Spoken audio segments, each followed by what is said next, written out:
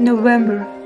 The earth is cold again, shivering through the bare trees again. My fingers are freezing again, and it takes so much strength to warm up. I finally escaped from the stuffy embrace of the big city. I'm happy to feel the crystal clear air filling my lungs, and the ringing silence healing my mind again. It is like a mother's gentle hand, gently soothes my heated brain, and all the heavy thoughts gradually evaporate into oblivion. I am pure again. My body, pampered by the city comfort, is mercilessly chilled, but I don't notice it, immersed in the sweet contemplation of the peaceful splendor of nature.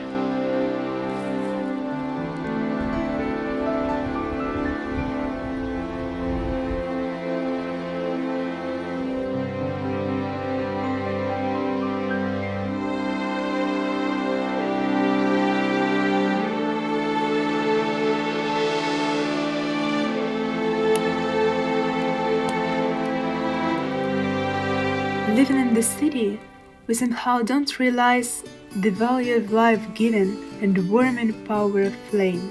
In the village, your day begins with building a fire, as in ancient times.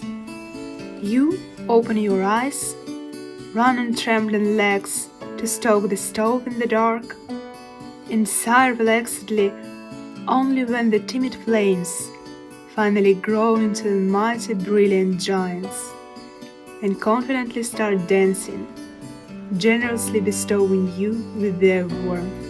Only then you can enjoy a cup of hot tea and taste sunny cheesecakes with roe and jam, carefully warmed for you by the flame.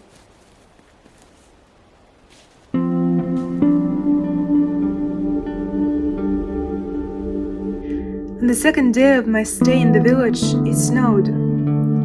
Huge fluffy snowflakes fluttered and swirled and then landed softly on the damp grass and trees. At some point, the air grew warmer, and tiny particles of wet snow were already flying from the sky. They stuck to my hair, smashed painfully into my face, and drifted on, driven by the cold wind, changing direction every now and then.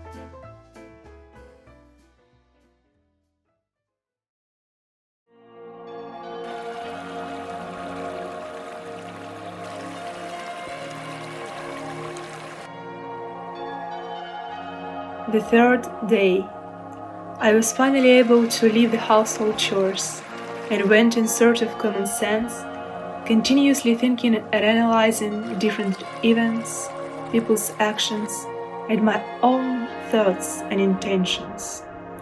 Sometimes I can wander alone for hours. I'm completely immersed in my reflections and don't notice that I am walking alone. Sometimes I feel like I have two personalities inside me. One longs for endless fun surrounded by a large group of people, even if they don't know each other very well. And the other seeks to hide from the world under the shadow of my own thoughts.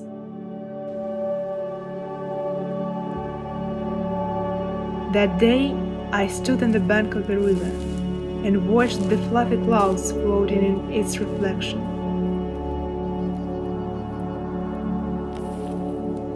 I didn't notice how the cold was gently wrapping both my hands around my arms, gradually freezing my fingers.